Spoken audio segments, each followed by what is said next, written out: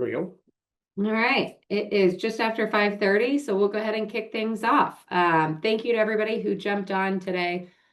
We are really excited about getting this content out to everybody.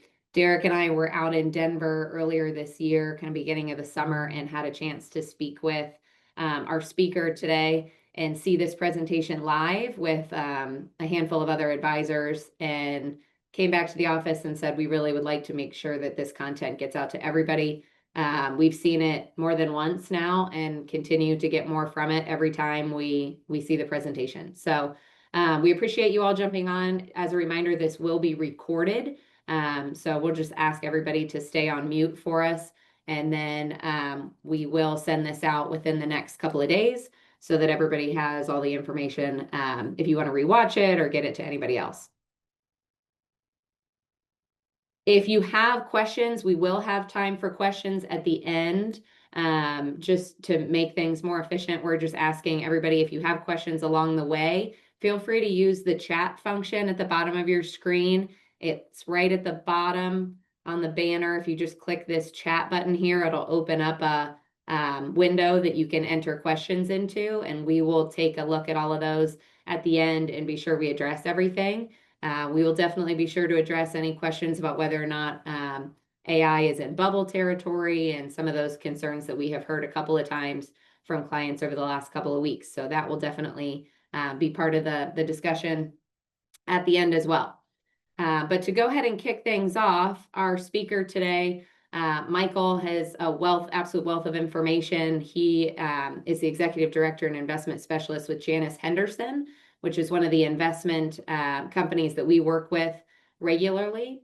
Actually, any of you that are in the stock portfolio now or the stock model, you are using some of their investments today, including their AI fund as well. So he has a wealth of knowledge there, represents their firm's views on the equity markets, global economy, and product positioning on the equity side of things. So we are very pleased to have him with us. We'll go ahead and turn things over to Mike and let him take it away. Alyssa, I appreciate that. I think I look about 10 years younger in that picture. It must have been AI modified, so even better. As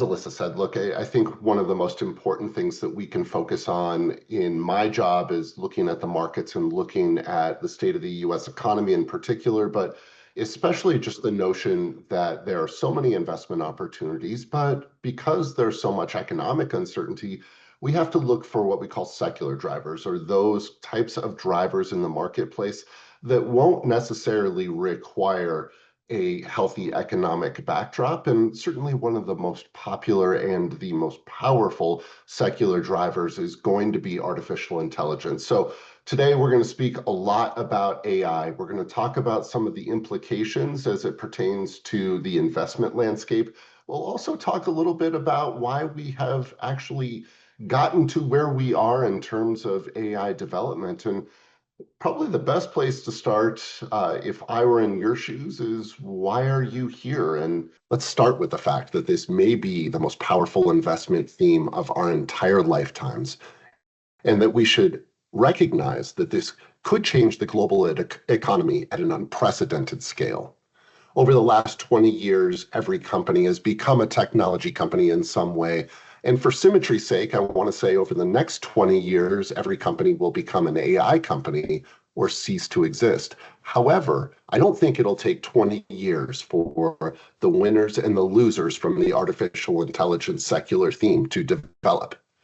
From an investor standpoint, this is a secular theme that, again, will drive equity markets, and it's incredibly important that we continue to invest behind this secular theme in a long-term fashion in order to be able to capture the returns that are generated by this powerful investment theme. And then finally, this is likely to be the biggest economic multiplier in history. And so it's very important that we pay attention to where we can invest and how we can invest in the most thoughtful manner.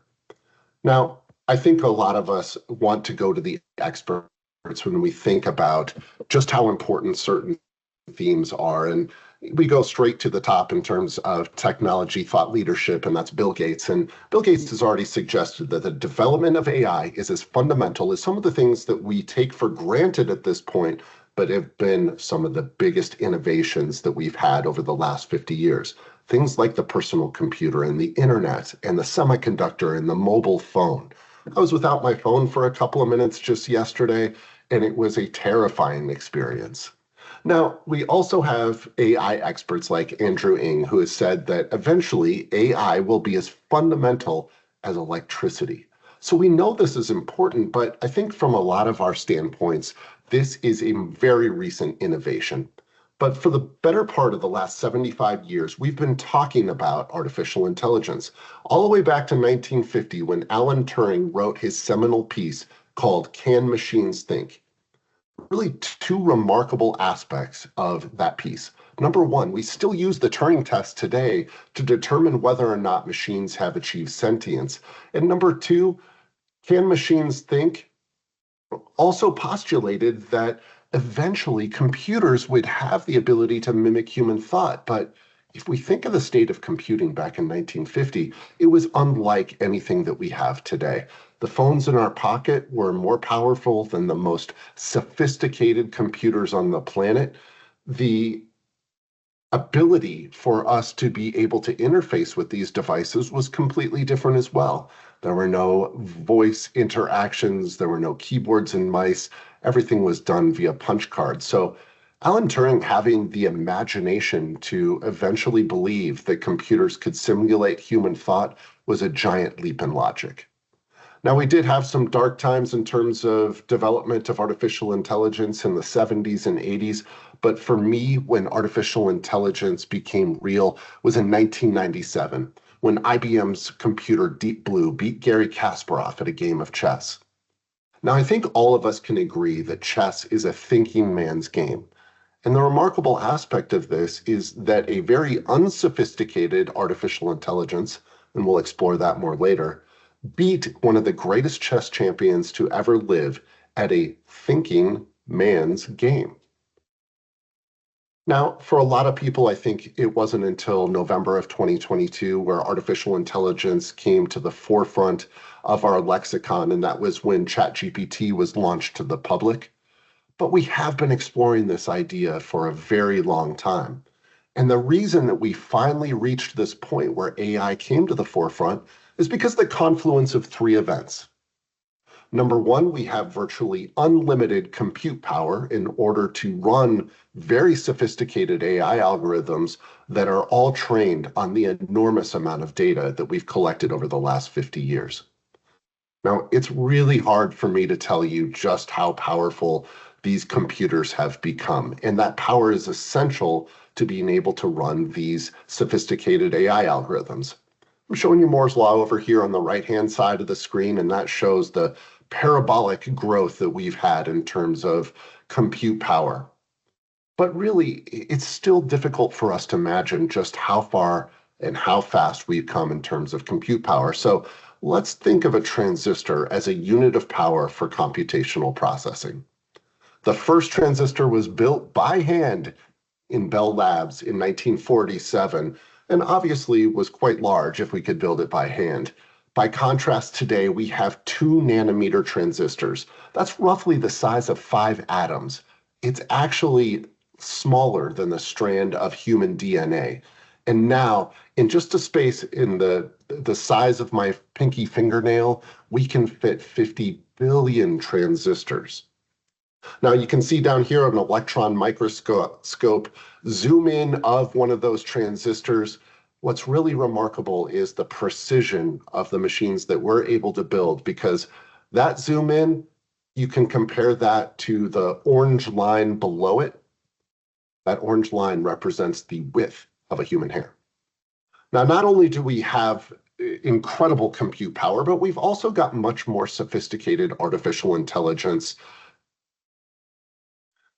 The perfect way to look at this is ChatGPT 2, which was the first one launched to the public, was a lot like a parrot.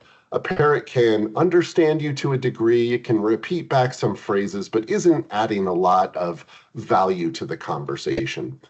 The next iteration of ChatGPT took a giant leap forward, acting a lot like a teenager. It could write essays, it could answer questions, but often it got facts incorrect and lacked a lot of depth. Now, through progressions in AI, we went to AI acting like a college student or a junior analyst. But today, with ChatGPT 5, we've got a tool that allows us to have a partner that acts a lot like a senior professional within our organization that can pick the best approach for our queries. It can handle complex tasks and it can multi-step through those tasks. So it truly has gone from being much like a parrot to being much like some of the most important people within your organization in just a handful of years. Now, all of this wouldn't be any good without a tremendous amount of data for us to be able to train these artificial intelligence agents. Now let's start with something down in the bottom left-hand corner, and that's that there are 175 zettabytes of data in the digital universe. And again, a lot like the compute power, it's hard for us to conceptualize that. So let's think of it in this way. If each byte of data were a grain of sand, we would have as much data as every grain of sand on Earth, times 75.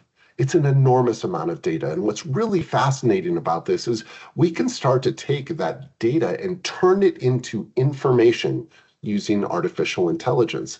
And not only that, but the amount of data that's being created is accelerating. 90% of the world's data has been created in just the last 2 years. Now, we're building this on the backs of some of the greatest innovations in technology over the last 50 years. The internet is where much of that 175 zettabytes of data is being created.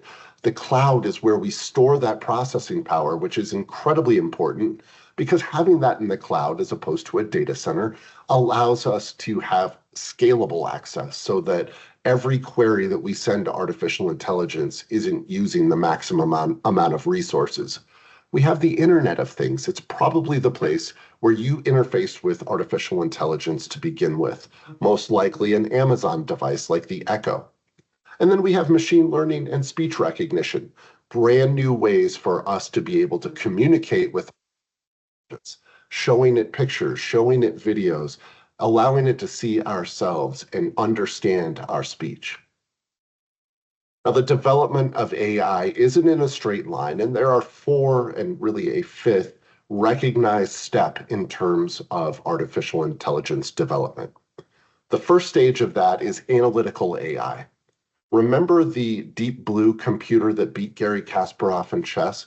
It was simply an analytical AI. It could take in information and diagnose some situations. It could recognize patterns and discover some insights. As a matter of fact, what that computer did is look at Garry Kasparov's move, look at every subsequent move it could make, and determine which one gave it the greatest probability to win. But an analytical AI was just that. It was a one and done feature. The next step of artificial intelligence development added on the ability to learn.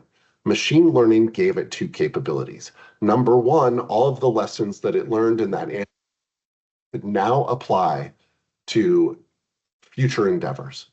Additionally, it gave it more predictive learning abilities. Now, the next phase is where we are today, and that's generative AI. And generative AI has all of the features of the previous 2 steps, but it adds on the ability to create. It can create text, pictures, videos, just about anything you can consider, even applications. Now, the next step is a big step forward, and it's one that we didn't expect to be anywhere close to, but we are drawing closer to artificial general intelligence. And at its essence, what AGI gives to us is the ability for computers to reason. Now, if we think about those developmental steps, it's really familiar to something that we already know, and that's human development. As infants, we're able to absorb a lot of information, but we're not really learning lessons. We can draw some rudimentary conclusions, but that's about it. As toddlers, we start to learn lessons, and we're still absorbing all that information, but we're adding learning onto that. It may be something as simple as, if I see that the stove is red, that means it's hot, don't touch. or it might be starting to learn the language. Now, as kindergarteners, we're able to start to create. We're drawing pictures, and we're very good at communicating our thoughts through spoken words. We're even starting to write the alphabet. The next step, artificial general intelligence. Look, I've got 3 teenage boys. I used to say this was a teenager. That's not really the case because my 3 boys have never shown the ability to reason on a consistent basis. So let's call it like a college grad, but like the smartest college grad that you've ever met. That artificial general intelligence bot will become a fully functional adult. Now, if we think about this comparison, recognize that artificial intelligence today is just a kindergartner. Now, we do run into something in the investment world, and especially as it pertains to tech, called the hype cycle. And what we have to determine is whether or not technologies are hype or reality. And it typically happens in 3 phases. The first of those is the sky-high expectations that are delivered because of the hype around a product. We saw this in the internet in the mid-90s, where people got really excited about everything that the internet could deliver. But then comes the short-term shortfalls of that technology. We start to see some of the complications of delivering everything that was promised during that hype phase. And as a consequence, some investors get impatient and some become disappointed. But ultimately, we realize the long-term transformative effect of something like the internet. Now, we think of that and we use the internet as an example because it's one where we can see each of those phases extremely clearly. The mid-90s hype, the early 2000s disappointment, and the long-term transformative impact that, by the way, with the internet, didn't just include everything that the internet promised in the mid-90s, but it also delivered things to us like software as a service, the cloud, the Internet of Things, as well as the mobile devices that we have in our pocket today. Now, the reason for this is something that we call Amara's Law. And Amara's Law simply states that we tend to overestimate what we can accomplish in the short term and underestimate what we can do in the long term. And because of that, it affects investor psychology. So we have to be prepared to be able to take a long-term view in terms of the way that artificial intelligence is ultimately going to deliver on the promises that we can see today. Now, we're already seeing incredibly rapid adoption. We have more than 350 million people a day visiting chatbots. They put in over 4 billion queries a day. And those numbers are from February of 2025, and I'm sure they've expanded even since that time. ChatGPT, it was the fastest adopted product in the history of technology. Now, technologists, they tend to think of this adoption, what they call crossing the chasm, what we would call something going mainstream, is when that technology reaches 100 million users. We had some technologies that were adopted really quickly. Instagram, with the Kardashians pushing that technology, was able to reach that magic 100 million user mark by the 30th month. TikTok, with 1.4 billion captive users in China with no other alternatives for that type of social media platform, reached the 100 million user mark in just 9 months. ChatGPT reached that in 2 months. And if you remember back to November of 2022 when it was launched, they were gating the technology. And had they not gated it, perhaps we would have reached that magical 100 million user mark in just 1 month. Now, people are using artificial intelligence for their personal lives in a lot of different ways. This variety includes things like finding information, brainstorming, idea generation, helping with communication, shopping recommendations, companionship even. As a matter of fact, while only 1/3 of people think they're using artificial intelligence, more than 77% of people actually are. My concern is for the second thing on this chart. Personal finance and research. Obviously, people should be using their financial advisor and financial professionals in order to be able to solve some of the questions that they have on that particular topic. Now, I thought I would come up with a playful way that some people can use artificial intelligence. I wanted AI to create a video for me, but a very specific video because I wanted to show off its capabilities. I wanted it to create a video of a woman walking down the street in Times Square where it was raining so we would get the reflections, and for her to approach the camera so that we could see the detail that these artificial intelligences can create. And look at this phenomenal video that it can create. AI has come so far, so fast in its ability to generate content such as this video. Now, look, it's not just individuals that are using artificial intelligence, it's businesses as well. There is absolutely explosive growth in terms of businesses using AI, with over 72% of companies at the end of last year saying that they were using AI for at least one business function. And that includes Janus Henderson. You see a picture of our headquarters in the United States over here on the right-hand side. Janus Henderson is using artificial intelligence to be able to understand our customers better so that we can align our products with the best interests of our clients. Or we're using it to research companies that we can invest in and share that research, more importantly, across the organization so that we can all have that knowledge at our fingertips. Now, I again wanted to come up with a playful way, and one of the things that I asked artificial intelligence to do is to create a new logo for the company Janus, and perhaps go out to our website and learn a little bit about the company.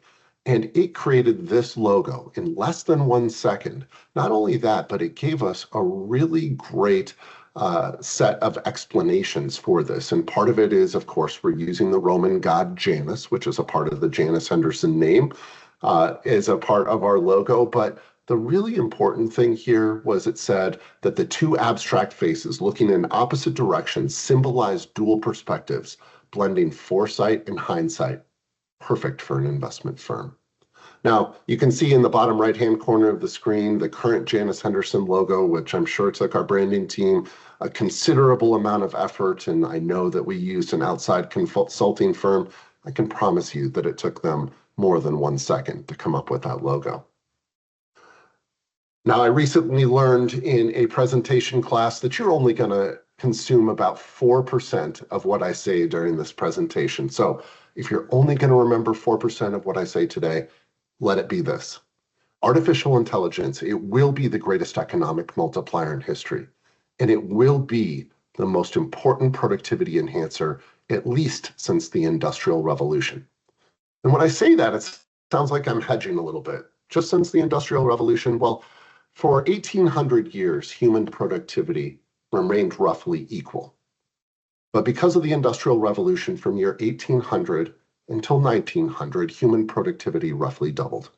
Now, I can't promise you we'll get a 100% increase from artificial intelligence, but what I can tell you is estimates say that we'll get a 40% increase in human productivity just in the next decade. And if we think about that, it comes at a perfect time because we know that global GDP really is a function of two things: the amount of workers that we have across the globe times their productivity.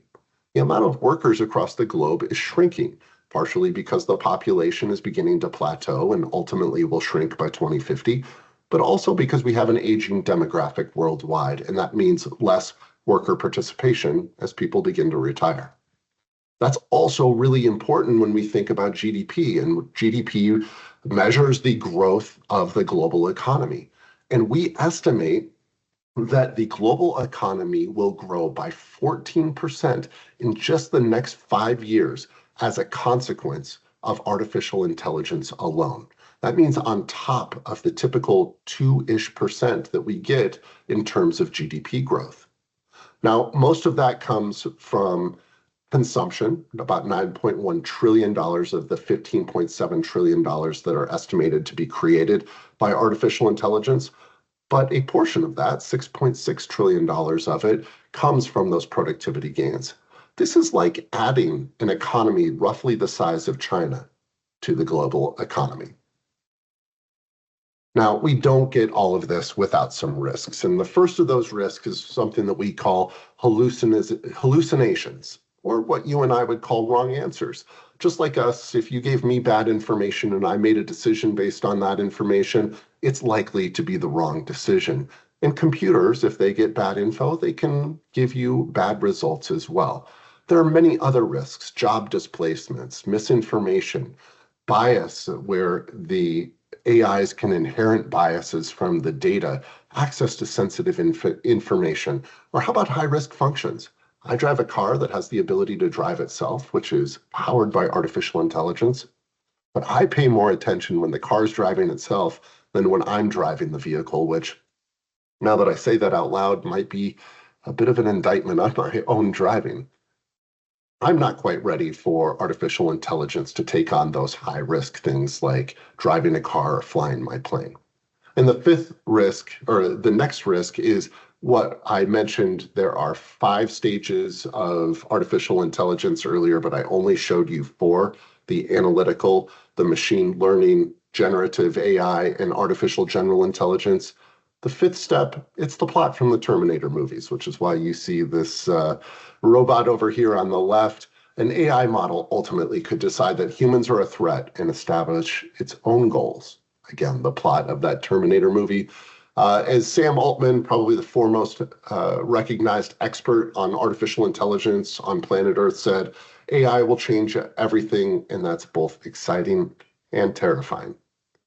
Now, let's again take a step back and since we've already just mentioned movies, let's take a look at a place where reality is following art's direction. Many of you probably remember the movie War Games from 1983, where Matthew Broderick was a hacker who hacks into NORAD, and he discovers a program that is an artificial intelligence, and they begin to play a game. That artificial intelligence in the movie was designed to be able to simulate war scenarios. And ultimately, that artificial intelligence in its games with Matthew Broderick decided that those games were real and threatened to launch a nuclear attack. Now, I don't want to spoil the movie if you haven't seen it. I highly recommend it. But what I do want to point out is on the right-hand side of the screen, July 21st of 2021, NORAD and the U.S. Northern Command mentioned in this article that they have created this exact thing. Now, they didn't call it WOPR, War Operation Plan Response, like it was in the movie. They called it GIDE, G-I-D-E, instead. And it is a program that is designed to simulate these war scenarios. Now, in 1983, we thought that this idea was just ludicrous. Could we have computers that A, would be able to communicate with human beings like they were real, and B, would have the sophistication in order to be able to model these very complex war scenarios? But again, life following art or life imitating art, we not only have these computers, but they're far more sophisticated than anything that we imagined in the movies. Another big threat that we have here is just the idea that artificial intelligence could replace human beings in terms of certain professions. And there are professions that are exposed to this threat. You can see on the right-hand side some of the professions and the amount of exposure those professions have. And let's take legal, the number 2 on the list, with 44% exposure. Legal, it combines 2 things: a lot of information and very explicit rules where artificial intelligence can thrive. Any profession that has a lot of data, for example, very explicit rules that AI can follow, is somewhat exposed to artificial intelligence. And estimates say that we could have as many as 92 million jobs worldwide that are displaced because of artificial intelligence. However, those same estimates predict that we'll have over 170 million jobs created in the same time frame. And in many of these cases, we're taking more low-level jobs and replacing them with higher-level functions. Now, there is one more risk, and it's one that we're forced to acknowledge now, and that's that artificial intelligence has become the new arms race, specifically between the US and China. And the reality is the US was dominating that arms race up until recently. Most of the innovations in artificial intelligence over the last decade were coming from US companies, although recently the 2 biggest innovations perhaps in artificial intelligence in 2025 have come from the Chinese. At the end of this presentation, as we talk a little bit about where AI is going, I'll talk about some of those innovations a little bit further. Now let's get to the reason that you're here, and that's the investment implications that are associated with this amazing technology. The first question that I tend to get is, has the train left the station? is it already too late to invest in artificial intelligence? And the answer is a really unsatisfactory sort of. And what I mean by that is there is three different ways that we can invest in artificial intelligence from Janus Henderson's point of view. And some of those offer different levels of investment maturity. So the first, the enablers, the foundational technology of artificial intelligence, things like semiconductors, semi-cap equipment, GPUs, cloud infrastructure, power, transmission, and storage. All of these things are relatively well-known commodities that are the foundation of artificial intelligence. This is already a fairly mature investment. We know who the best GPU designers are in the world. We know the companies that are the best semi-cap equipment companies on the planet, and therefore the number of companies that we can invest in this theme is relatively small, less than 100 companies, and we already know where they are in terms of their competitive positioning. Now, if we go to the next layer of opportunity for artificial intelligence, we have the enhancers, and the enhancers are the core AI platforms. These are companies developing artificial intelligence for a specific use case or a business vertical or an industry. And they're the companies that are providing the data in order to train these artificial intelligences. Now, even in places, the most visible places, such as large language models, we still don't know who the winners and the losers are going to be there. We still have 5 large language models that are extremely competitive and pass each other on a week-to-week or a month-by-month basis. So the winners and the losers haven't been identified here. But this is a place where we can find opportunity because we still have to sort out who is going to benefit in this space. Now, the most underappreciated aspect of the investment opportunity within the AI space is the end users. And very simply, this is every business is going to embrace this technology and is going to be able to create a competitive advantage as a consequence of being able to embrace that technology. Now, let's think about the opportunity size here for just a second. First, we've had some major innovations over the last 50 years. Going back to the 80s, the early 80s, mainframe computing created about $100 billion in market cap for companies like IBM and Kodak. And over the years, we've had other massive transformational secular themes, resulting in the last one that I think commonly we would accept as the cloud, which created about $15 trillion in market cap for the companies that benefited from that. Companies like Microsoft, Amazon, and Google, the 3 biggest cloud providers on the planet. Now, what's important about this is Janus Henderson thinks that AI can be as big as all of these combined. So it's a massive opportunity, but that opportunity doesn't only exist in technology. That opportunity is going to manifest itself across every sector.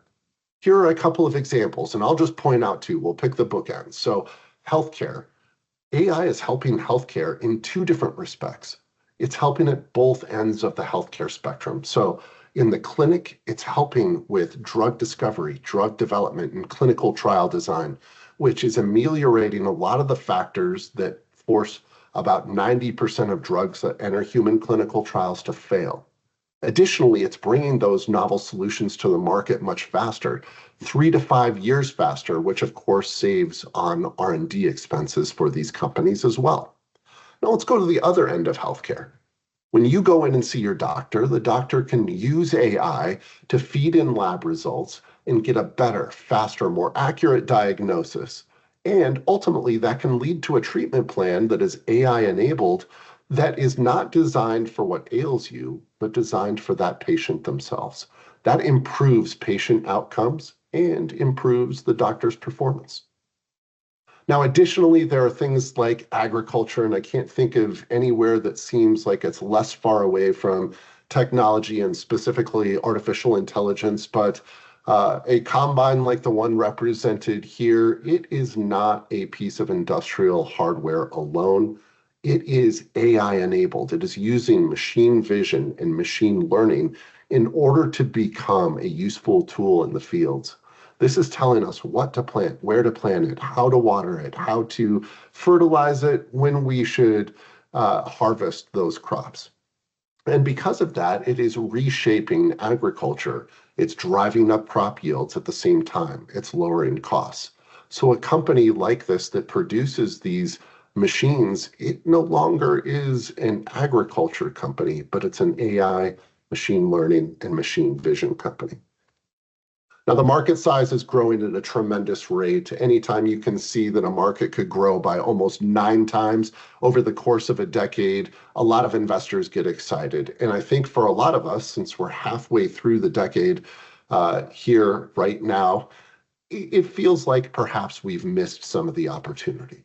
And we have missed a little bit, but you can see here from the chart that the market size today in 2025 is only about $243 billion, growing very soon to $320 billion. But by the end of this decade, we expect that the market size for artificial intelligence is over $800 billion. So represents a quickly accelerating market size for the participants within AI. Not only that, but it's helping companies achieve higher margins. This is incredibly important because even if revenue stays the same for companies, they can see increased earnings by properly leveraging artificial intelligence. We've got aspects of the market like software that are going to see tremendous increases. High teens to low 20% margin increases is significant. But software margins are already high, and we can understand why that's so powerful because, of course, software engineers, at the end of the day, what are they doing? They're building logic and expressing that in a machine language, something that a machine can do extremely well. But there are even things like transportation and logistics. And while that only seems like a small increase, these are very low margin businesses to begin with. And so even a small increase is very powerful for these companies that are leveraging artificial intelligence. Now, I don't want to spend a lot of time here today because I want you just to recognize that it's not every company that we can purchase that is leveraging artificial intelligence. Not every company is going to see the same results as a consequence of their investment in AI. And much like we had in the 90s, where every company got credit for even mentioning that they had .com at the end of their name, we don't want to just give companies credit with artificial intelligence. We want to find those companies that are properly seizing this opportunity and turn that into real fundamental results for its shareholders. Now, the range of outcomes for these companies is extraordinarily wide. And I want to just give you one example because as of right now, I'm sitting in our headquarters in Denver, Colorado. Within a block of us is a place where there is a giant hole in the ground where they're building a new building. The building that they tore down was the last Sears building in Colorado. Now, that wasn't because of a decision that was made more recently. It's actually a decision that was made 25 years ago by Sears Roebuck to continue to print their catalog as opposed to embracing the internet. Just like Sears, there were going to be companies that don't embrace this artificial intelligence technology and as a consequence lose their competitive advantage. And because of that, they face an existential risk.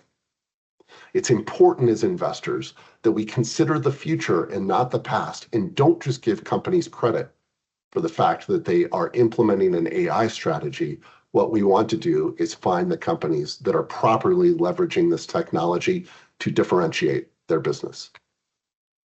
Now, what comes next? There's a lot of exciting new potential on the horizon. Just this year, we've seen some really incredible innovations. Agentic AI allows AI to act on your behalf.